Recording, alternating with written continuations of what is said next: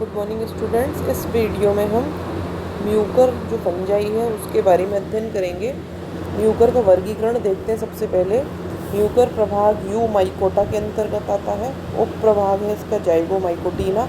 संवर्ग है इसका जाइगोमाइसिटीज। गण है म्यूकोरेंस। कुल है म्यूकोरेसी और वंश का नाम है म्यूकर। म्यूकर एक सर्वव्यापी मृत कार्बनिक पदार्थों पर व्रतोपजीवी प्रकार का कवक होता है। यह मुख्यतः घोड़े व पालतू जानवरों के गोबर में म्यूकर म्यूसिडो जो गोबर में पाया जाता है, और म्यूकर की जो रेसिमोसस और स्पाइनोसस प्रजाति हैं जो मृदा में पाई जाती हैं।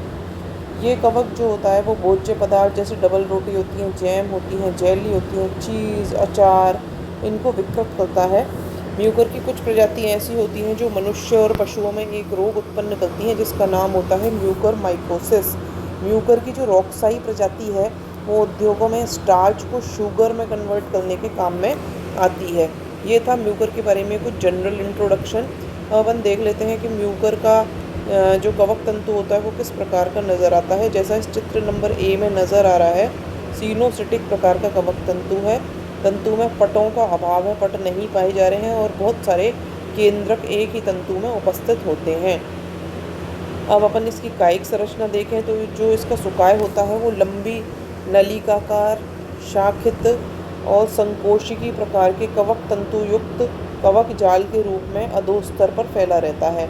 अधोस्तर कुछ भी हो सकता है जिसके ऊपर ये पाया जा रहा है, जैसे कि कोई जैम है, जेली है, डबल रोटी है, या कोई मृदा है या गोबर है जिसके ऊपर भी ये वृद्धि कर रहा है, वही अधोस्तर इसका कहलाता है। जनन की अपन बात करें तो जनन की इसमें दो विधियां होती हैं। एक तो अलैंगिक जनन होता है और दूसरा लैंगिक प्रकार का जनन होता है। अलैंगिक जनन जो होता है वो दो प्रकार से पाया जाता है, या तो अचल बीजाणुओं के द्वारा जिन्हें स्पोरेंजियोस्पोर्स या एप्लेनोस्पोर्स कहते हैं, या फिर जो क्लेमाइडोस्पोर्स होते हैं उनके द्वारा। तो सबसे पहले अपन अचल बीजाणुओं द्वारा अलैंगिक जनन देख लेते हैं। अलैंगिक जनन जो होता है एप्लेनोस्पोर द्वारा किस प्रकार होता है, इसमें जो बहुकेंद्र की अचल बीजाणु होते हैं उनको एप्लेनोस्पोर कहा जाता है। ये जिन बीजाणु धानियों में बनते हैं वो थैली नुमा बीजाणु धानी होती है। हर एक जो बीजाणु धानी होती है जिनमें कि एप्लेनोस्पोर बनते हैं वो कवक जाल के ऊर्ध्वाधर, लंबे, सीधे, अशाखित बीजाणु दानीधर के शीर्ष पर बनती है, जैसे कि इस चित्र में अपन देख सकते हैं। ये ए चित्र है जो कवक के तंतु को दर्शाता है। ये बी चित्र है। जब अलैंगिक जनन होता है तो किस प्रकार से कवक तंतु का शीर्ष जो होता है सबसे पहले फूल जाता है और उसका जो शीर्ष भाग है वो ऐसा गोलाकार हो जाता है।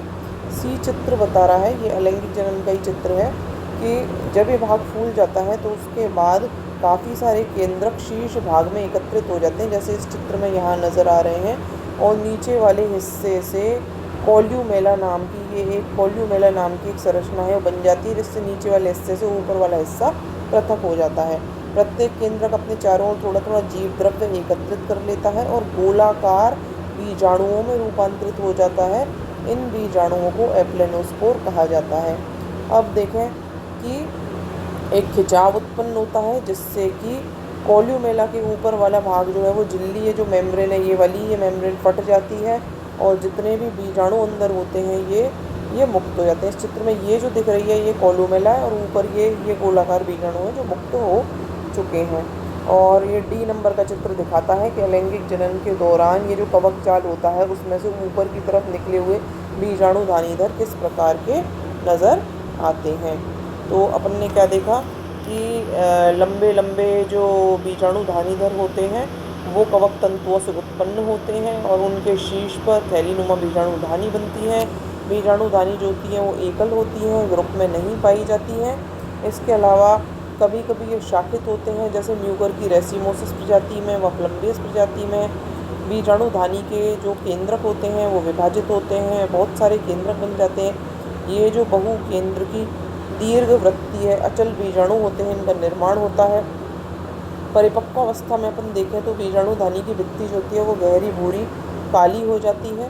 कुछ प्रजातियों में इसकी भित्ति के टूटने से जो बीजाणु होते हैं वो हवा में बिखर जाते हैं, जबकि अन्य प्रजातियों में भित्ति के घुल जाने से बीजाणु कॉल्यूमेला से चिपके हुए रहते हैं और फिर वायु के द्वारा या कीटों के द्वारा इनका प्रकीर्णन होता है। उपयुक्त परिस्थितियों में जो बीजाणु होते हैं, ये जो बीजाणुधानी दल से बाहर निकले हैं, ये अंकुरित होते हैं जब परिस्थितियाँ उपयुक्त होती हैं तो ऐसे समय में, और ये एक शाखित बहुकेंद्रकी व संकोचित कवक जाल का निर्माण कर देते हैं। दूसरी जो विधि है अलैंगिक जनन की, वो है क्लेमाइडो बीजाणुओं द्वारा। ये कोई ज़्यादा खास नहीं है, ये सामान्य है बिल्कुल, कि कुछ कवक सूत्रों में क्या होता है कि अनुप्रस्थ भित्तियाँ बन जाती हैं, और वो भित्तियाँ जो होती हैं वो मोटी भित्ति युक्त कोशिकाओं में रूपांतरित हो जाती हैं। ये कोशिकाएं गोल होती हैं और गोल होकर क्लेमाइडो बीजाणु बनाती हैं। कुछ कवकविज्ञ जो होते हैं वो इसको कायिक जनन की एक विधि मानते हैं। तो अपन ने इस प्रकार से अलैंगिक जनन की दोनों विधियाँ एप्लेनोस्पोर द्वारा और क्लेमाइडोस्पोर द्वारा पढ़ी। अगले वीडियो में अपन इसके लैंगिक जनन की विधि का अध्ययन करेंगे। Thank you.